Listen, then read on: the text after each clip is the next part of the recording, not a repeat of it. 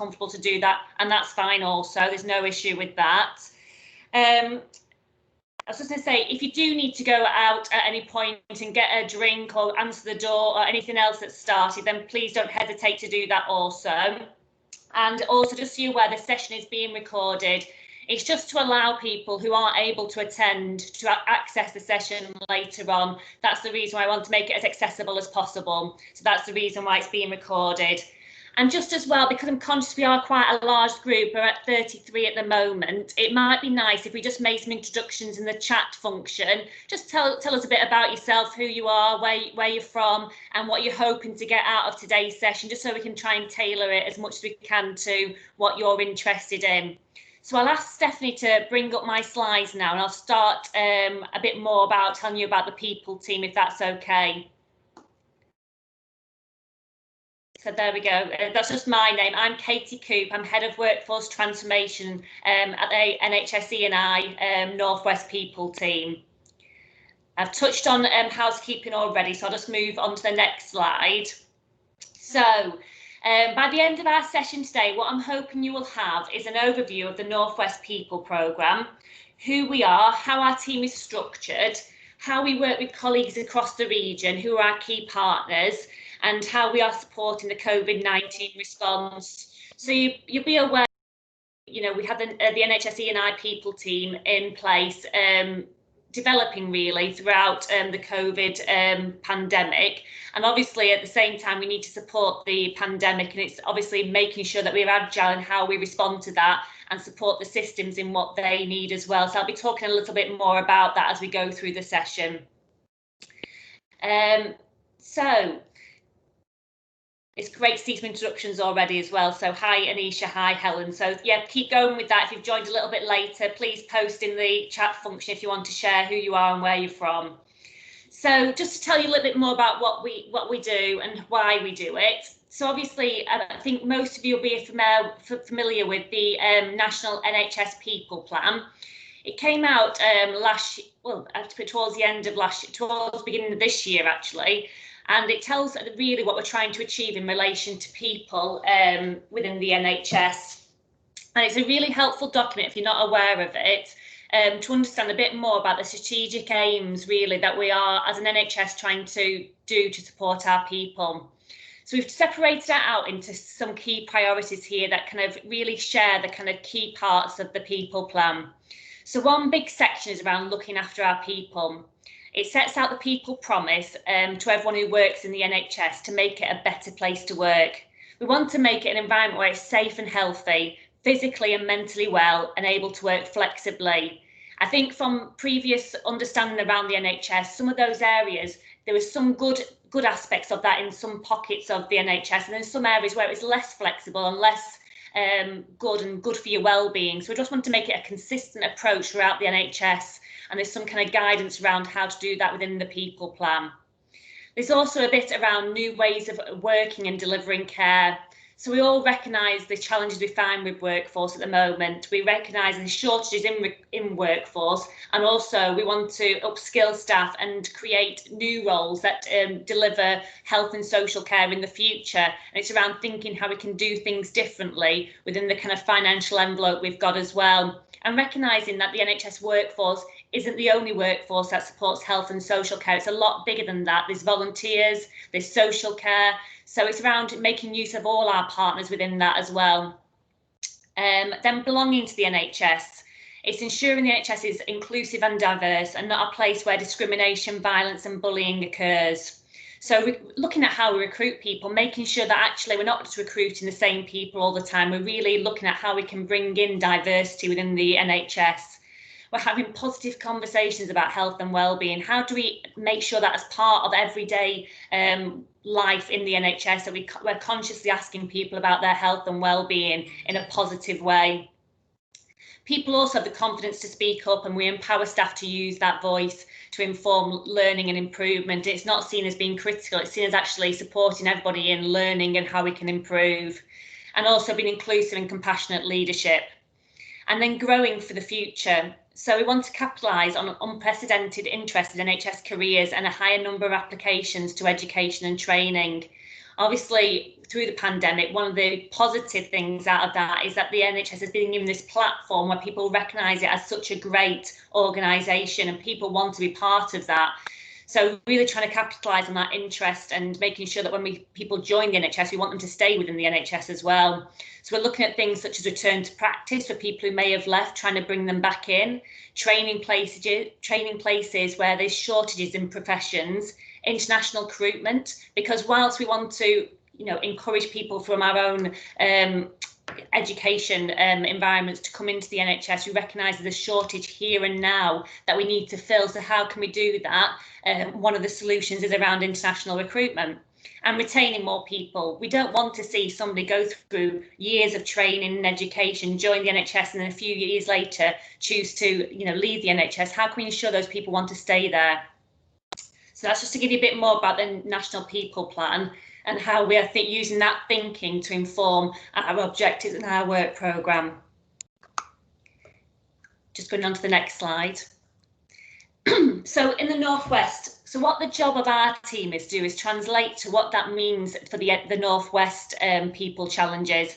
So all that's going on nationally, and that's being developed nationally. And what does that mean to the Northwest? What are kind of the key things that are going on in the Northwest that we need to align that to? So in the Northwest, we recognise that people are our biggest asset, and the value is recognised now more than ever. We want to continue to provide BAME colleagues with the right opportunities and make sure we can support people to progress within their careers, and recognise that we need to do this more than what we're currently doing it. National spending on agency staff is now at a record low, which is great because it means we're utilising our own staff and bank staff. We're working with national colleagues on initiatives such as the recruitment of 50,000 additional nurses, obviously hoping that some of those will be valuable members of staff within the Northwest providers. We want to ensure an equitable and ethical approach to international recruitment to contribute to the additional nursing workforce. So working with key employers within the region to support that. The Northwest continues to be the national outlier for sickness absence rate. So we actually have a higher sickness absence rate than anywhere else in the country. And it's really focusing obviously on why that is and understanding the reasons for that and putting in key initiatives to support that. So we've recently secured 2.5 million to support a health and wellbeing initiative within Cheshire and Merseyside to understand how we can reduce sickness absence. So that's a really key thing we want to focus on in the Northwest, to understand why people are absent from work due to sickness and how we can then put support in place. Just going on to the next slide.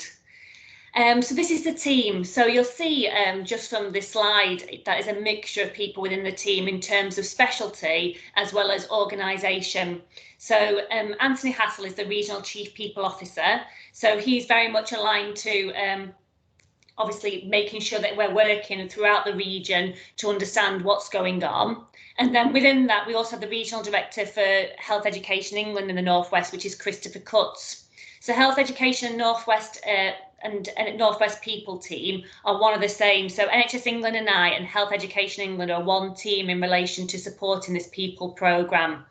And you'll see within that we've got different work streams such as workforce transformation, which I support, the leadership and talent, people experience and health and wellbeing, also around HRD and employer support, workforce supply. So it's key people with key responsibilities, and all the people listed here are SRO for one of those work streams within the people plan for the Northwest. And Levi in the corner, he's the person who supports the programme in terms of programme managing it all and bringing it all together as well. So just going on to the next slide. And then we have some governance within the region. So the Northwest Regional Leadership Group is a key group right at the top who has key membership in terms of understanding what's happening at a regional level in relation to people. Alongside that, you've got the Northwest BAME Assembly. Reporting into that, you've got the Northwest People Board. That's recently been set up. It's not something that's been in existence for a long period of time. And it includes Health Education England, it includes NHS England and Improvement. It also includes key membership from the systems as well. And then also below that, we've got the Northwest People Programme Engagement Forum. And this is a really great forum where information is just shared from the regional team, from the systems and from providers to understand what's going on in relation to people. So we get really helpful updates at the moment in relation to the COVID response within our providers to understand how they're managing it on the front line and to inform how we can support them at a regional level. So it's such a key meeting we have on a weekly basis. Reporting into those, you can see we've got the people boards and other boards at a system level. So Greater Manchester, Lancashire and South Cumbria, Cheshire and Merseyside all have their own kind of people boards that focus on people and then report into those key groups at a more senior level. You've also got the Leadership and Talent Board, as well as the North West People Programme Executive. And then also below that, you've got a number of subgroups who focus on key areas that we need to obviously put attention to, such as cancer, mental health, digital, primary care, nursing supply, and placement delivery group. So we've got some key governance in place now, and I think you'll probably be aware in Greater Manchester that's not necessarily always been called the same thing. So in Greater Manchester, the Health and Care People Board is quite a new function in terms of its name. However, there's always been something there in its existence because Greater Manchester's had some kind of form of governance around this for a while, but now it's aligned itself to the regional governance as well. And just going on to the next slide. So some of these people may be familiar with you. So obviously we've got key strategic workforce and HR leads within each of the systems. So in Greater Manchester, it's Janet Wilkinson, and she's also obviously part of the exec team for the Greater Manchester Health and Social Care Partnership. But also she has equivalents in the different systems as well. And there's Alison Balson, who's obviously HR Director at Wigan and Wrightington and Lee Teaching Hospital, but she's also the network chair for the North West HR Director Forum. And then you'll see other kind of key people who are part of this kind of network of system leads, and including the North West Ambulance Service, we've got Lisa Ward as well. And they would be part of the engagement forum, they'd be part of that governance we've just been through, and are really key memberships that we kind of liaise with to understand what's happening across the systems and share kind of messages, share understanding as well. And then on to the next slide. And this just tells you a bit more about the people programme. So obviously the NHS E&I people team, a major part of its role is to deliver the people plan within the North West. And to do that, we've developed a programme to give us some structure around how we'll do that. So you can see there the people board for the North West, Cheshire and Merseyside, Lancashire and South Cumbria, Greater Manchester people boards report into that. Then you've got programme management support underneath that and the people board executive. And then the core business who will support in the delivery of that is NHS England NIGHT, as well as the North West Leadership Academy and Health Education England. And the helpful circular diagram shows you kind of the people team, the people programme and the work streams around it. And then the circle shows you the enablers. So you'll see the kind of workforce modelling and intelligence, social care, equality, diversity and inclusion. So that's wrapped around all what we do, and those are the specific work streams in the next to that really. Just moving on to the next slide. And our work streams. After this slide, I will pause just to take some questions or queries. I'm conscious I've split the presentation into two parts really. One that's about the governance, how we work and who we work with, then go into a bit of detail about the work streams, and then going on from that, I go into more detail about the work streams and what they include. So the work streams, our overall aims are that our activities improve population health, reduce health inequalities and ensure the delivery of safe, effective, inclusive, compassionate care to our local communities, existing patients and service users through the growth, development and support of our amazing health and social care workforce.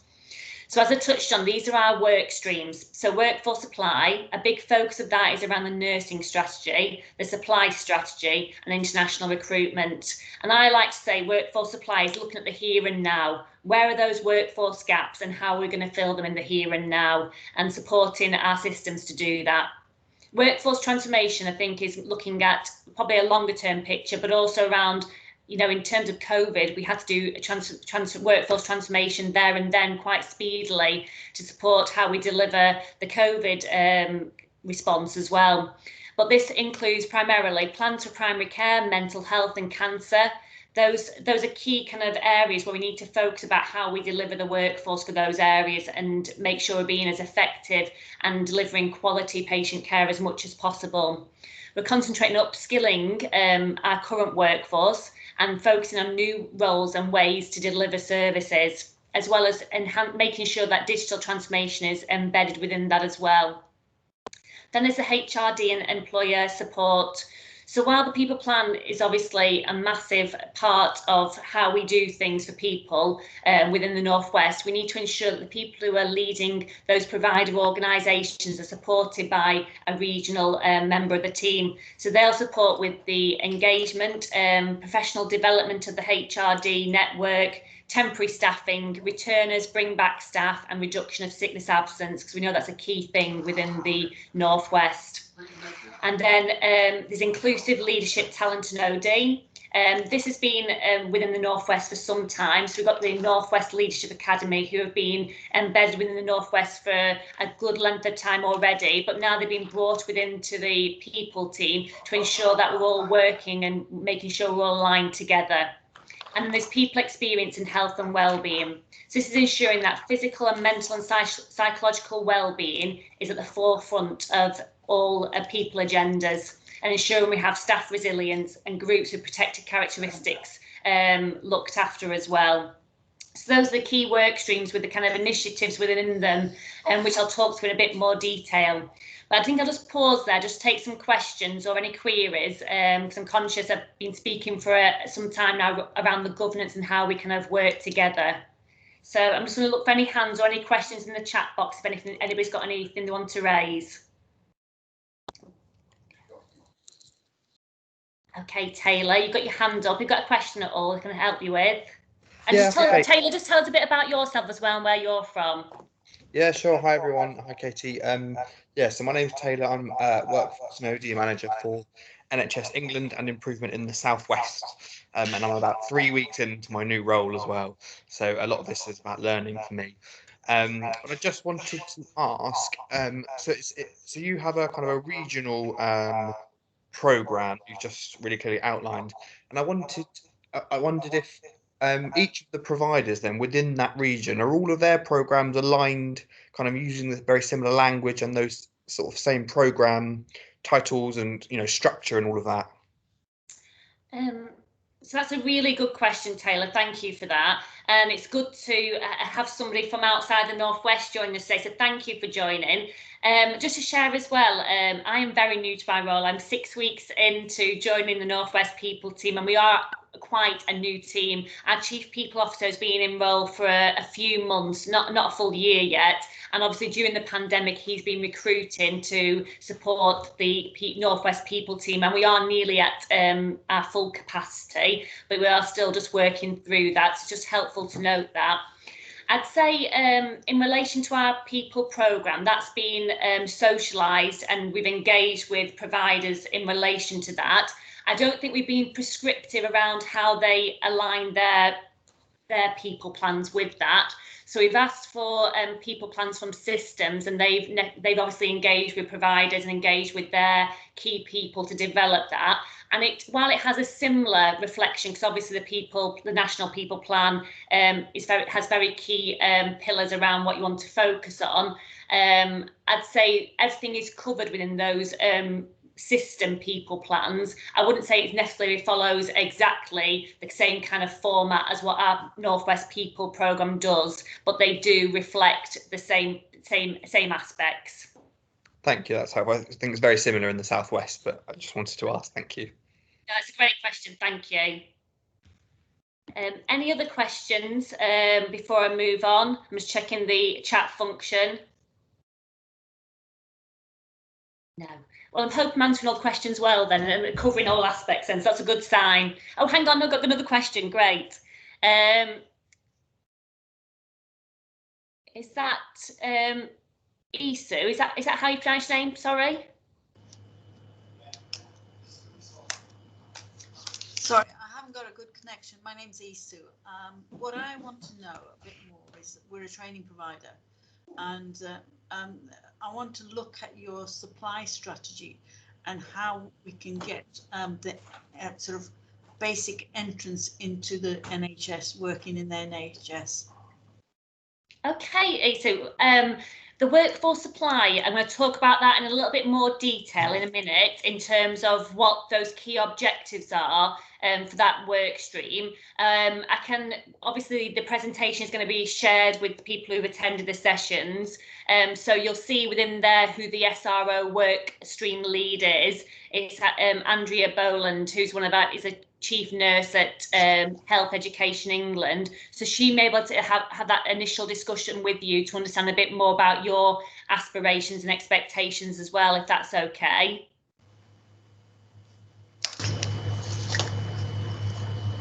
That's great. Any other questions at all?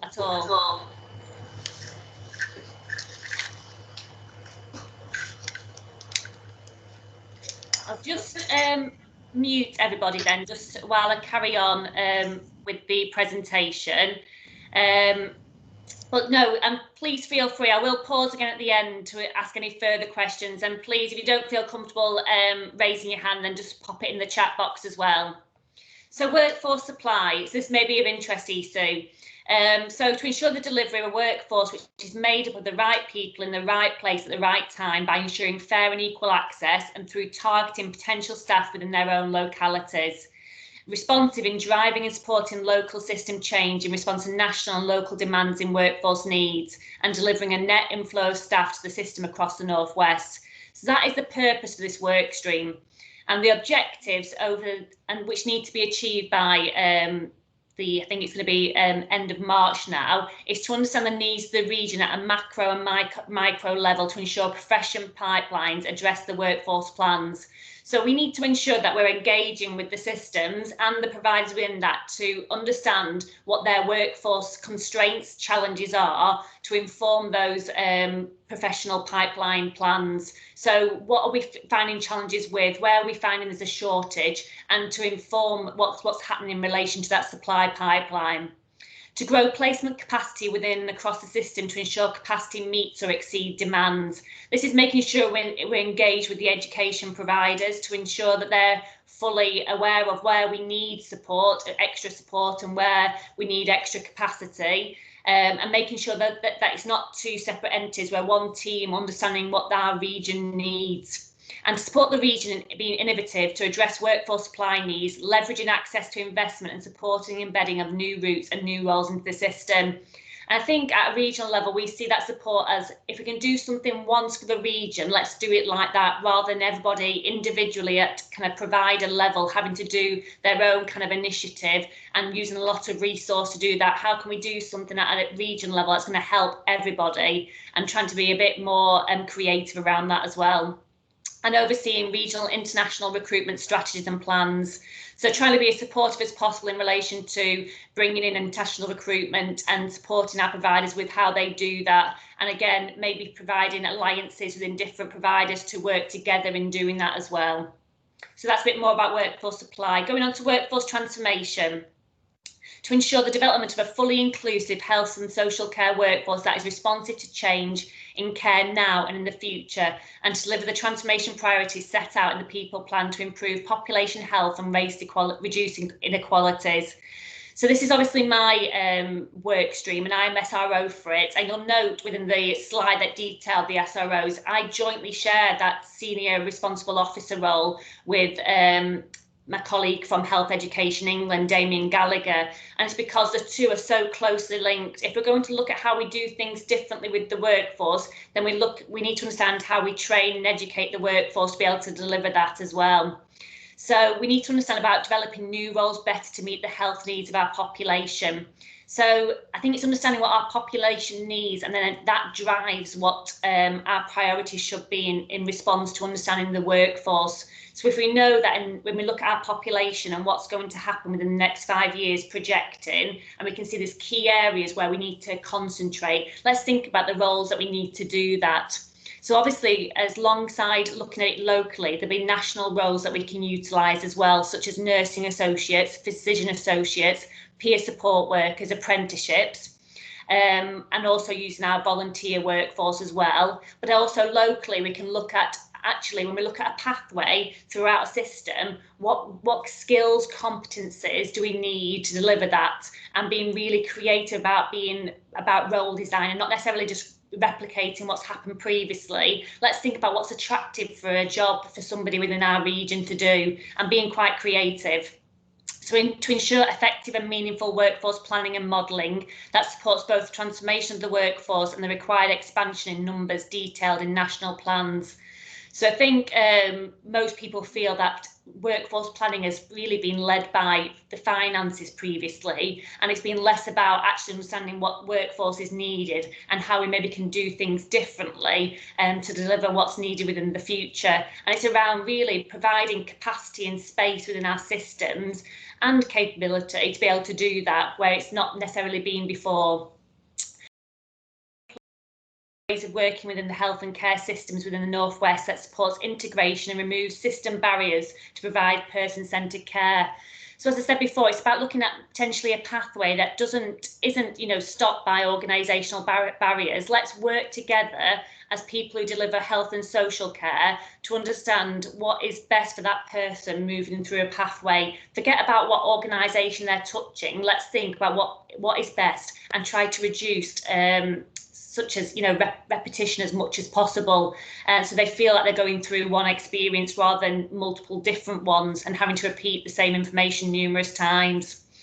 To further develop the Workforce Intelligence Service to meet the needs of local organisations, the region and national expectations. I think this is about giving people the information and data they need to be able to make informed decisions around their workforce, and to provide expertise on best practice methodologies through example of the Health Education STAR tool that details the 5 key enablers of workforce, and the NHS E&I system workforce improvement tool. So there's numerous tools out there in relation to workforce transformation, workforce planning. Those are some of the ones we have that are available to us, but it's about making sure that people within our systems are educated with those tools to be able to do what they need to do.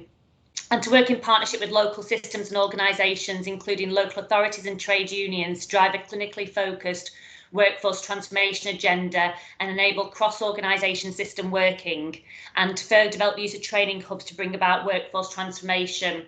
So I can see there's a question in there. So what level of engagement has there been with local authorities in terms of ensuring workforce transformation and achieving a truly integrated health and social care workforce? I think that's a really good question. I think that's what we're aiming to achieve. I think there's been initial engagement in relation to our engagement forum. We have local authority representation within that, and I know at a system level there is engagement with the social care workforce as well to understand how we can work together more closely and engage with local authorities at a system level. I think we're still on a journey with that. I think there's more we can do, and I think it's around recognising that we are one workforce, and just because it's a different entity, local authority and NHS, doesn't mean we should treat it separately. We should be really close together on that. So I think it's a really good question in terms of we've started that engagement, but I think in terms of workforce planning, we're not at the stage yet where we're doing that workforce planning together. It's still seen as two separate entities. So I think it's a really good point to raise. Just moving on to the next slide. HRD, which is HR Directors and Employer Support, to engage with and support HR directors on a range of employment initiatives, responding to current and emerging strategic challenges and assisting with the development and impact of the HR people and OD profession in the region. So this is really around supporting those HR directors with that people plan delivery, as well as people initiatives locally. So we want to establish mutually supported joint working between NHS England and North West and HR directors on an approach to workforce planning alongside HEE, temporary staffing and agency usage, returners to the workforce, the development of the HR people and OD profession, maintaining and developing excellent employee relations in partnership with NHS employers and trade unions. So working close with NHS employers to keep up to date with the emerging challenges and concerns of HRDs and co-create solutions where possible, seeking national advice or clarification where appropriate. I think it's important to add at that point as well, it's making sure there's a consistent approach as well across the region. We don't want it where one organisation is treating employees in a certain way and someone's doing something very different just down the road. We want to make sure there's a consistent approach across the region. To connect the HR director community across the Northwest, to share joint learning and best practice. Working with the HR leadership community, NHS employers, the Leadership Academy and other partners to develop the HR workforce and OD profession in the Northwest, making sure we've got that talent pipeline in place so when a HR director moves on, there's somebody else ready and waiting to fill that role as well. And reaching out to social care employers to take joint approaches where possible. So again, Jo, touching on what you asked around, it's making sure we are trying to engage with local authority colleagues as much as possible to take joint approaches and to work with system leads and HRDs to build a strategy for sickness absence reduction across the region. I think you'll see there's a theme throughout the presentation around that sickness absence reduction across the region, recognising that's a significant challenge for the Northwest. More so than any other region within England as well. And just on to the next slide. So this is around inclusive leadership, talent and organisational development. We want to embed a sustainable culture of compassionate, inclusive and collaborative leadership across the Northwest health and care sector that enables a diverse workforce and equips a pipeline of leaders with skills to deliver the ambitions of the long-term plan and people plan. I think most people would recognise that being a leader within health and care is really challenging, especially in the current climate where we're dealing with a pandemic. To be a leader, you need to, have that support to be able to do the job that you do. So we're trying to access to high quality leadership development, lifelong learning, talent and OD support and interventions that enable leaders throughout the system to get benefit from the enhancement of leadership and talent practices at individual, organisational and system level. Improve population health and reduce health inequalities and support the delivery of quality, safe, inclusive and compassionate services. And build or enhance inclusive, compassionate cultures that contribute to make the health and care sector the best place to work. So you can see how the work streams may be individual, but they do cross over between each other. So ensuring that the best place to work, as a leader, we need to create that environment to make sure that people want to work within the NHS. They enjoy what they do, they're valued for what they do, and how we can role model that as leaders as well. And also with the protected characteristics, particularly focusing on our BAME population, given the impact of COVID-19 and the continued health inequality. So making sure that leaders give that platform to that population as well and ensure that we are being inclusive in how we lead. And then going on to the next one, health and wellbeing and people experience. To work in partnership to deliver the aims of the people plan across the Northwest in order to make the NHS the best place to work. Support the delivery of system-wide engagement strategies, encompass a range of wraparound programmes to improve the health and well-being of people, and ensure that all activity explicitly is underpinned by the unique needs of those who are vulnerable or from an EDI perspective. Engagement strategies will be underpinned by best practice approaches in health and social care. Address the issues which impact on people, attendance, workforce supply and system transformation.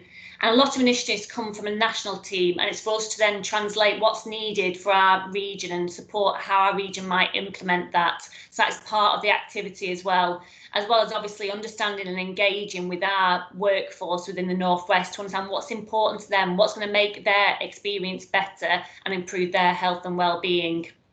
And the next slide. So the enabling work streams, which are just as important as the key work streams, is the workforce modelling and intelligence. To understand actually where we're at currently and to measure any improvement, we need to have that workforce modelling and intelligence. Also, we need that to understand where our workforce is in terms of where are gaps currently, what are our future workforce requirements. So all that is the intelligence that we need to be able to make informed decisions about what's best in relation to workforce. Social care, so ensure social care engagement within all work streams, always remembering that that's part of our workforce as well, and it's not separated. We need to ensure it's embedded within all our thinking. Supporting regulated and non-regulated team members and close connection to the ADAS Future Workforce Programme Board and the Northwest Executive. And then equality, diversity, inclusion, to work in partnership to deliver the inclusion elements of the National People Plan across the North West and to support the development of organisations' EDI professional capacity. So I think that's probably something significant that we are aiming to do in terms of looking at EDA professional capacity within organisations within the North West and making sure we have a consistent approach throughout the North West. So again, not so it's really good in one area and then, you know, somewhere a few miles away it's not as good, making sure it's consistent and the best it can be throughout the North West as well. And the next slide, please. And then just to say, you know, I feel at the moment I've joined the team, as I said before, I'm only 6 weeks into the role and it's been really great. But I'd say it's really important to say that I feel we're working as one team with Health Education England, although recognising we have different national initiatives coming to us and different kind of reporting processes. When we meet to discuss the people programme plan and we meet to discuss how we're going to support and deliver that within the North West, it's very much as one team, and I don't really recognise those organisational barriers or even those organisational lines at all, to be fair. So there's just to give you an idea about what the focus may be for each one, but I think they just naturally complement each other. And then just moving on to the next slide. So this is where we kind of try and describe how we kind of each deliver at a level. So activities which will be led by local employers. So you think about your local hospital as they relate directly to the employment, development, morale, well-being and retention of the people who work in that local organisation. That's what they're responsible for. Activities will be led or coordinated by STPs or ICSs where strong local partnerships are required. Planning is needed over a medium-term period. Decisions need to be made across a local labour market, and there are benefits of scale from joined-up solutions to shared colleagues. And activities which will be carried out regionally, which is where the people team sit, is the need for coordination and improvement support to deliver national priorities. There is a need to help foster capacity in local health systems, and decisions need to be made across a regional labour market. And then there's the national element. So obviously we have a national people team that we kind of obviously liaise with frequently, is where it's necessary to meet statutory responsibilities. It's more efficient and effective because of economies of scale, and there are benefits from a national role in standardisation or implementation.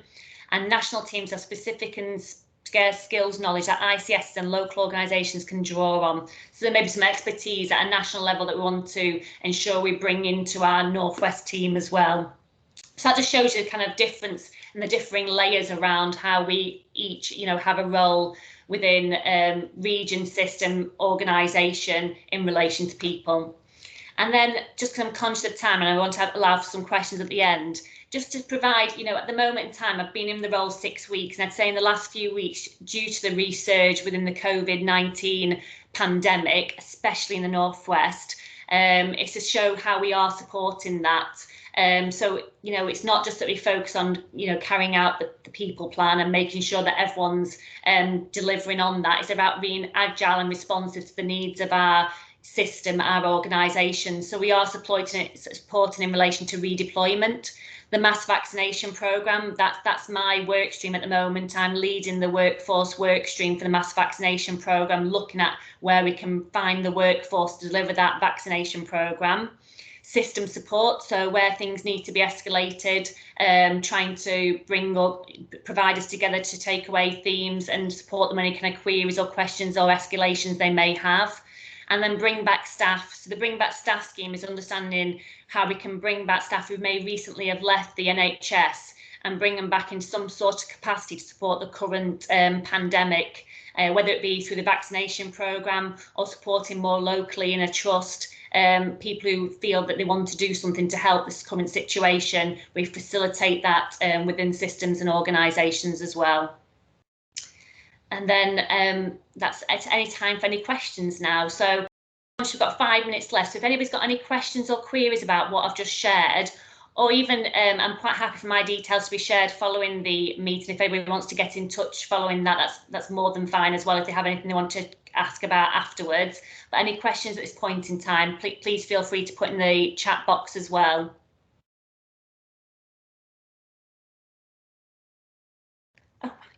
Well, that's great then. So I've got no questions at the moment, and no hands have been raised. Thank you, Taylor. That's lovely feedback. And nothing in the chat box from a question perspective. But I am, like I said, I'm more than happy for my contact details to be shared with the presentation. So on reflection, because I'm somebody who goes away and thinks about something and then comes up with a question. So if you are that similar kind of person as well, please feel free to get in touch and ask anything, and I hope you can share any information that may be helpful to you. As I said before, we are a new team, newly in post anyway. I know some people have been in the team for more months, but we are still working through about how we do this and how we do it best and support our Northwest, people teams out there. So it's all about, us learning. So any suggestions, any feedback are more than welcome. So yeah, please feel free to let me have any. But yeah, it's been lovely presenting to you. I hope to see some of you out there when I go to different forums, but it's been great to have this time with you this morning, and thank you all for attending. Thank you.